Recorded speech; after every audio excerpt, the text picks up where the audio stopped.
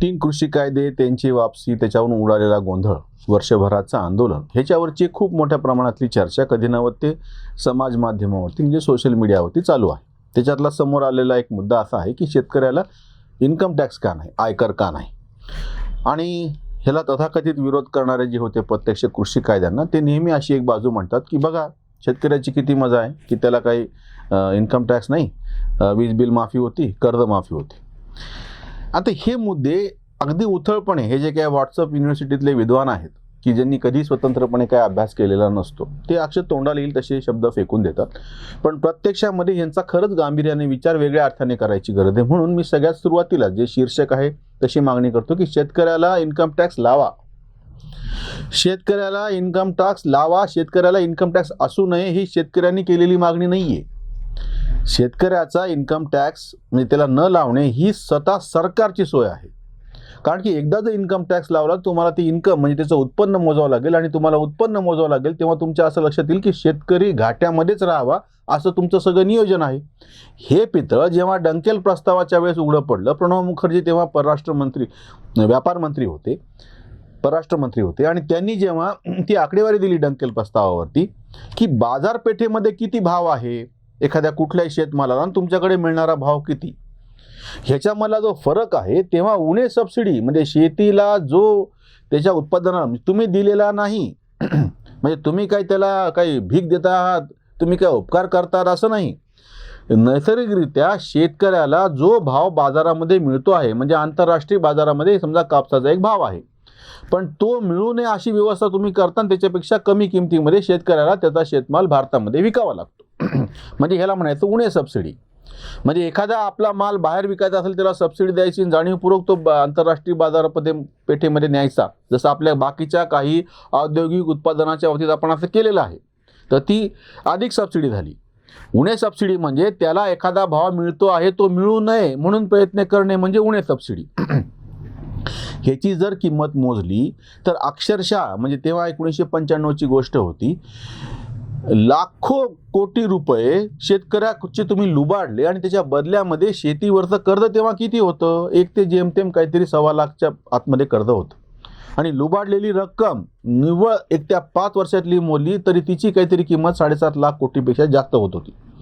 म्हणजे तुम्ही काय करता आहात, आता तुम्हाला लक्षात येईल की इन्कम टॅक्स का नाही, कारण की हे सगळं षडयंत्र तुमचं आहे.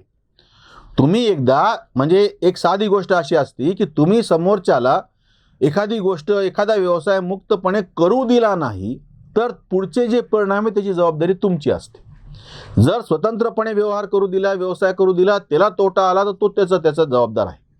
पण तुम्ही त्याला तो तसा करू देत नाहीत, त्याला नैसर्गिकरित्या ज्या किमती मिळाल्या पाहिजेत त्या मिळू दिल्या जात नाहीत आणि असं षडयंत्र आहे.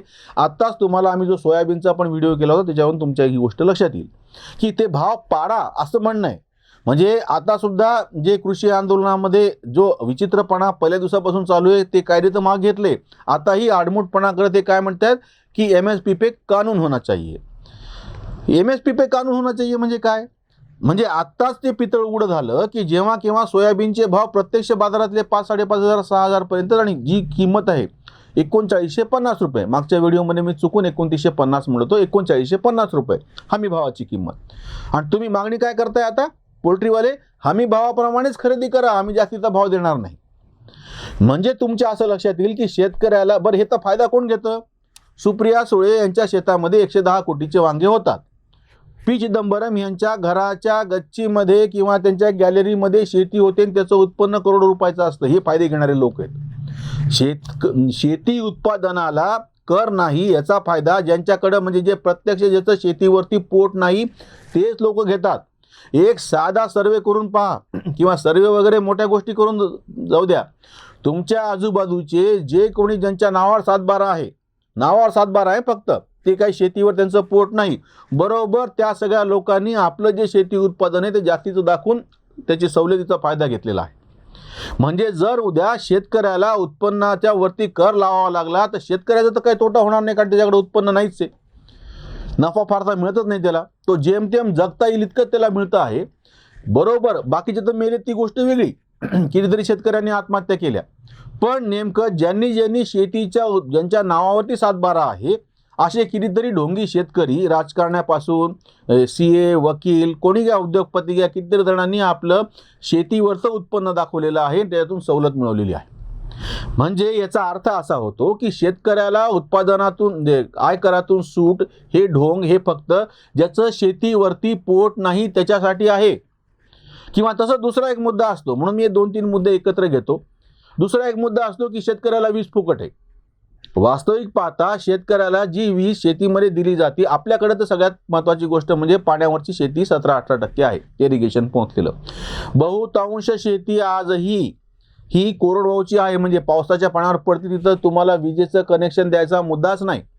आणि ज्यांच्याकडे पाणी आहे त्यांना तुम्ही विजेचं कनेक्शन दिलं, त्याला मीटर जोडलेलं नाही आणि त्याला सरधोपटपणे आकारणी केलेली आहे बिलाची. सगळ्यांना असं वाटतं की सोय ही शेतकऱ्याची नाही.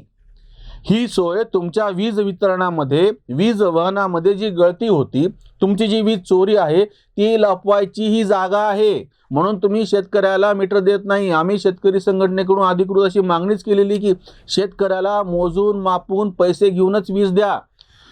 भीक नको हवे घामाचे दाम, असंच शेतकरी संघटनेची पहिल्या दिवसापासूनची घोषणा आहे. आणि शेतकऱ्यावरती आयकर लावाच, जेणेकरून आम्हाला आय म्हणजे उत्पन्न आहे की नाही ते तरी तुम्हाला कळेल.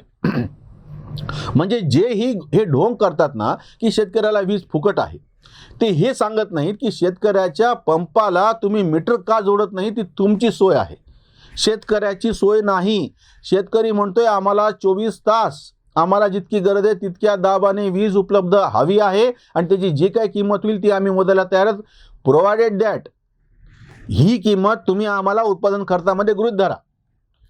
तुम्हाला जाणीवपूर्वक उत्पादन खर्चातून पळवाट काढायची आहे, तुम्हाला ते स्वस्त म्हणून धान्य आणि त्याची मातीमोल करायची बाजारपेठ म्हणून हे धंदे आहेत. याचा शेतकऱ्याची काहीही सोय नाही. म्हणजे शेतकऱ्याला आयकर नाही, शेतकऱ्याला विजेला मीटर नाही, ही शेतकऱ्यांनी केलेली मागणी नाही. आज जेव्हा तोंडवरती करून सगळे म्हणतात की कृषी कायद्याला त्यांनी विरोध केला म्हणून मागे घेतले, जे पाठिंबा देणार होते त्यांनी समोर यायला पाहिजे होतं. हे इतकं डांबरट वाक्य आहे, तुम्हाला मी सांगतो, जे कधीही आंदोलनात कुठल्याच गेलेले नाहीत, जे कधी तुरुंगात गेलेले नाहीत, जे घरी बसून आहेत, ते फुकटचे असे व्हॉट्सअपवरती आणि सोशल मीडियावरती सल्ले देतात की तुम्ही रस्त्यावरती या म्हणून. जेव्हा शेतकरी प्रत्यक्ष रस्त्यावर आलेला अजूनही आहे, त्यावेळी ही मागणी केल्या गेलेली होती. किंवा तिसरा जो मुद्दा नेहमी समोर येतो की शेतकऱ्याला कर्जमाफी कसं काय. माफी ह्या शब्दावरती तर आमचा प्रचंड आक्षेप आहे, त्यामुळे आम्ही शब्द वापरतो कर्जमुक्ती. शेतकऱ्याची आत्महत्या ह्या शब्दाला तीव्र विरोध शेतकरी संघटनेने दाखवला. आम्ही त्याला कर्जबळी म्हणतो. जसं हुंडाबळी शब्द आला, कशामुळे हुंडाबळी शब्द आला, नवविवाहितेची आत्महत्या असा शब्द का नाही येत. आत्महत्या म्हटलं की ती करणाऱ्यावरती जबाबदारी जाते, पण तेच हुंडाबळी म्हटलं की त्या व्यवस्थेनं तिचा बळी घेतला हे सिद्ध होतं. त्याच पद्धतीने शेतकऱ्यांच्या आत्महत्या ह्या आत्महत्या नसून ते कर्जबळी आहेत आणि ते कर्जबळी तुमच्या व्यवस्थेने केलेले आहेत.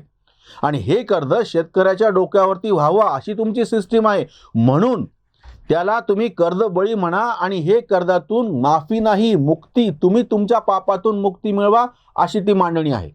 शेतकऱ्याला जेव्हा तुम्ही कर्ज देता तेव्हा त्या कर्जाची परतफेड होऊ नये अशी तुम्हीच व्यवस्था करता. RBIने जे 5 सर्क्युलर काढलेले आहेत त्याच्यामध्ये स्पष्ट नोंदवलेलं आहे, शेतकऱ्याला चक्रवाढ व्याजाने व्याज लावता येणार नाही. शेतकऱ्याच्या ह्याच्यामध्ये दर 4 महिन्याच्या नंतर उत्पन्न येत असेल तर त्याच पद्धतीने व्याज लावावं लागेल. आणि तिसरी गोष्ट, जेव्हा तुम्ही शेतकऱ्याला कर्ज देता, पीक कर्ज देता, कशासाठी म्हणजे शेतीसाठीचं कर्ज देता, तेव्हा त्याची शेती त्यानं निर्धोकपणे करता यावी ही तुमची जबाबदारी आहे. जर तुम्ही त्याच्या शेतीमध्ये कृत्रिमरित्या अडथळे आणणार असाल तर तुम्ही दिलेलं कर्ज आणि त्याची केलेली वसुली ही अनैतिक आहे. हे RBIचे सर्क्युलर आहेत. त्याच्यामुळे शेतकऱ्याला कर्ज माफी म्हणत असताना तुम्ही हे तुमचं पाप त्याच्यामध्ये लपवतात, म्हणून कर्जमुक्ती म्हणा. आणि शेतकरी नाही, तुम्हीच तुमच्या पापातून मुक्त व्हा, मुक्ती मिळवा तुम्ही. म्हणून शेतकऱ्याला उत्पादन म्हणजे आयकर असो, शेतकऱ्याचं वीज बिलाचा प्रश्न असो किंवा शेतकऱ्याच्या कर्जमाफीचा प्रश्न असो, या तिन्हीला जबाबदार हे प्रत्यक्ष ही व्यवस्था आहे. आणि ज्यांना कोणाला शेतकऱ्याचं कल्याण करायचं या नावाखाली जेव्हा ते बोलतात तेव्हा ते हे सांगत नाहीत की मग हेच कल्याण त्यांना शहरी भागाचं का करायचं नसतं. सहकारी साखर कारखाना तुम्ही ग्रामीण भागामध्ये काढता, मग सहकारी मोटरसायकल कारखाना का नाही काढल्या जात. किंवा तुम्हाला कुठलीही गोष्ट किंवा सहकारी पतपेढी, मग तुम्हाला इकडे बँका कशामुळे पाहिजेत, खाजगी बँका किंवा दुसऱ्या बँका. मग तुम्हाला शहरी भागामध्ये पतपेढ्या तुम्हाला का नाही करा वाटत? किंवा बरोबर जिथून जमीन घ्यायची असते तेव्हा तुम्हाला गृहनिर्माण संस्था लागते. म्हणजे ज्या ज्या ठिकाणावरून तुम्हाला सरकारी पातळीवरती अनुदान द्यायचे आहे, सबसिडी द्यायची आणि त्याच्या नावाखाली स्वतःचं भलं करून घ्यायचं आहे, ती सगळी सिस्टीम तुम्ही जास्तीत जास्त पद्धतीनं शेतकऱ्याच्या बोडक्यावर टाकलेली आहे. सांगता की आम्ही तुमचं कल्याण करतो, म्हणजे शेतकऱ्याचा 1 लाखाचा खिसा कापायचा आणि त्याला 10,000 रुपये देऊन सांगायचं की बघा आम्ही शेतकऱ्याला मदत करतो आहोत. किंवा 6,000 रुपये आता वाढून काहीतरी 12,000 रुपये वर्षाला केले आहेत. त्याच्यामुळे शेतकऱ्याच्या बाबतीमध्ये तुम्ही जेव्हा असं म्हणता की त्याला उत्पन्न म्हणजे त्याला आयकर लावा, आमचं म्हणणंच आहे जरूर लावा. त्या निमित्तानं तुमचे डोळे उघडतील आणि तुम्हाला शेतकऱ्याला प्रत्यक्ष उत्पन्न किती होतं हे तरी मोजावं लागेल.